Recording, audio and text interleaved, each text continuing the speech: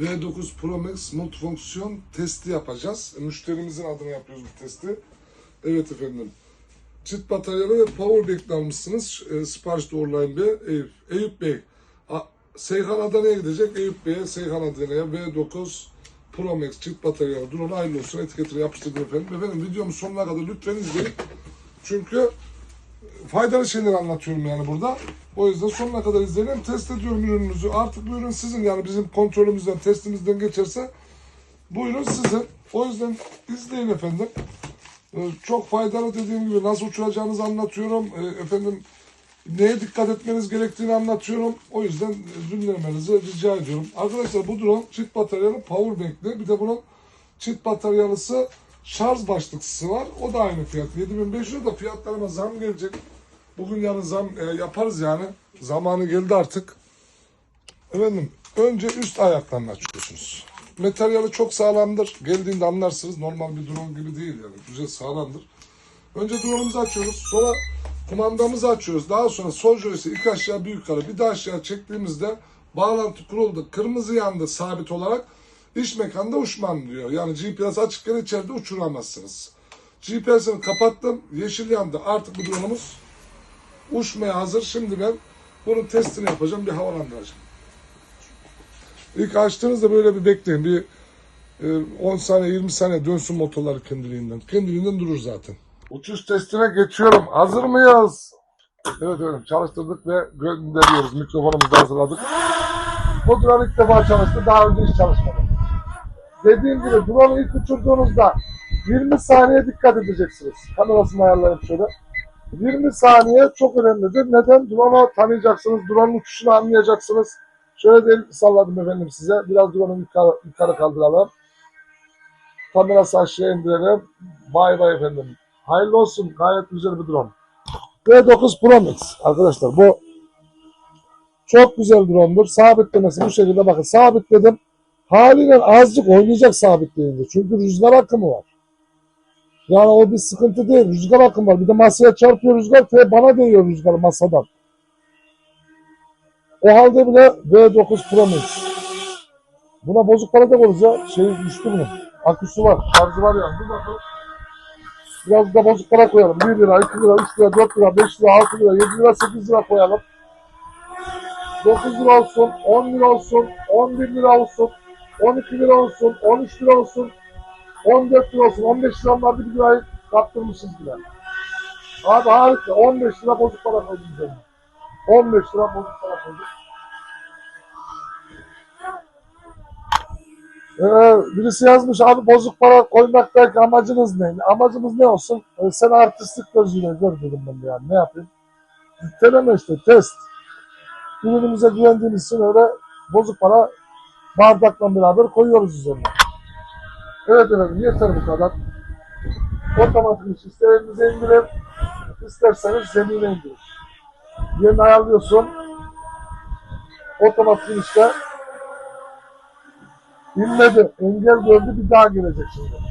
Bir daha getireceğiz. Üzerinde. İlk indiğinde engel sensörü var bunun altında. Çevresinde yok. Altında var. İnmediğinde baktınız inmiyor. Havalandırın efendim. Çünkü engel görmüştür.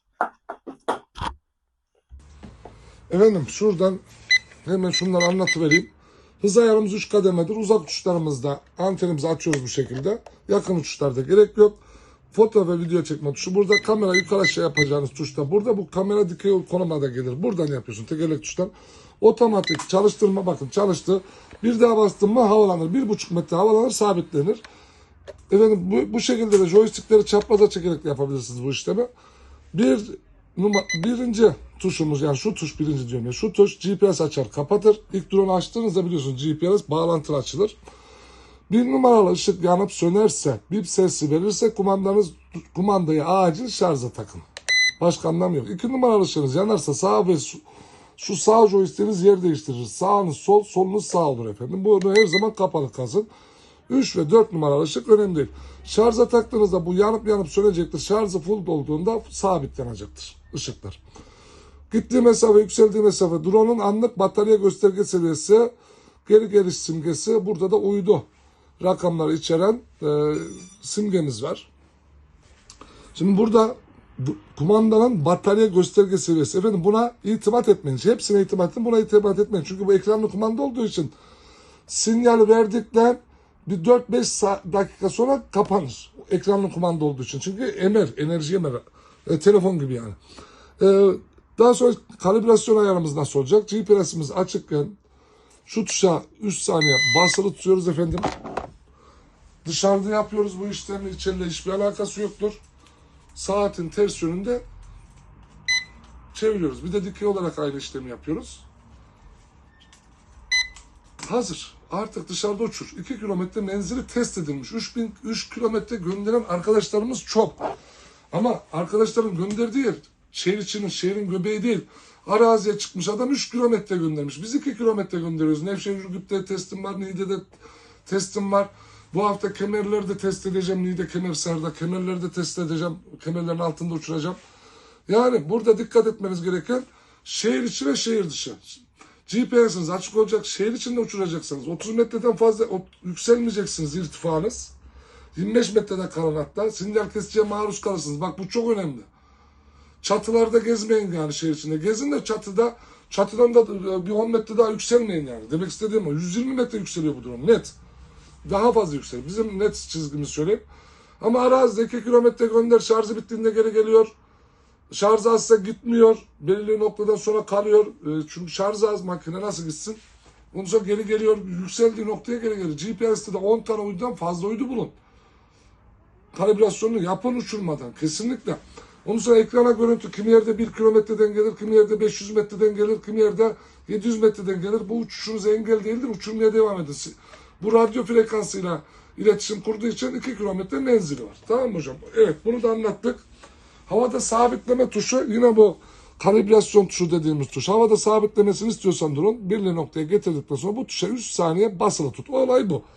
Yapman gereken bu. 2 numaralı ışığa dikkat et. Bak benim 2 numaralı ışığı hiç sevmem mesela.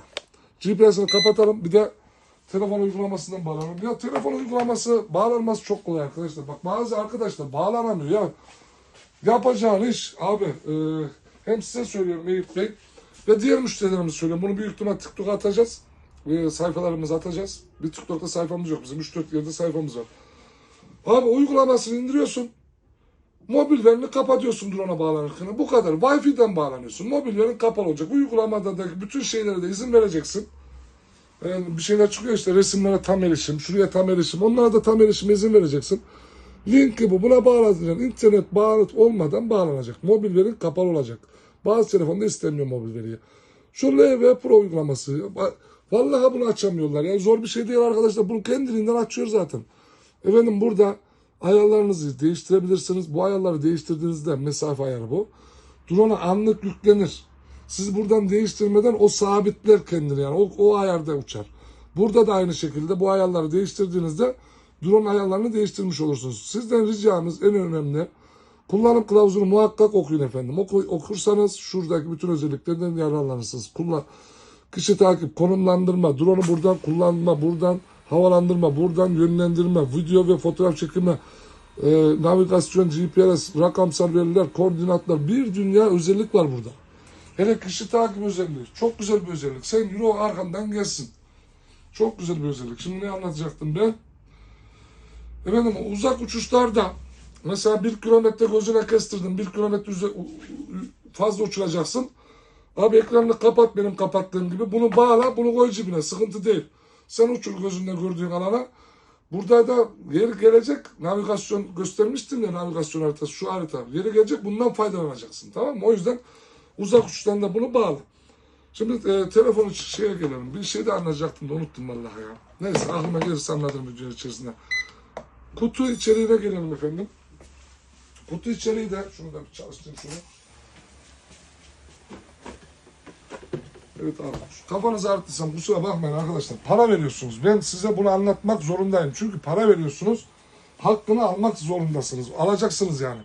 Bir adet power bankımız var efendim. 3-4 kilo bir araziye gittiğinizde şarj doldurur cihazınızın bataryalarını. Bataryalarımız dolu değil. Boştur. Kumandanın, drone'un bataryası ve şu yedek bataryamız boştur. Geldiğinde siz kullanım kılavuzlarını okurken bunları doldurun. Tamam mı? Burada da Bak çok önemli bir şey. Joystick aparatları çok önemli bu da. Genellikle elektrik süpürgesine kaptırıyorlar bunu. Nedense. Burada denge sensörü. Bu takacağınız üzerine denge sensörüdür. Bu sök tak şeklindedir. Rüzgara karşı böyle uçar hocam. Rüzgara karşı böyle uçur. Bunun sayesinde ve küçük bir baz istasyonu gibi drone'unuz 1 kilometre ise menzili 2 kilometreye bu sayede çıkıyor. Pervanemiz 8 tane yedek pervaneler var. Pervanesi var bu kutuda. Pervaneleri kolay kolay kırılmaz fakat ara sıra elle bir şöyle düzeltmek icap ediyor.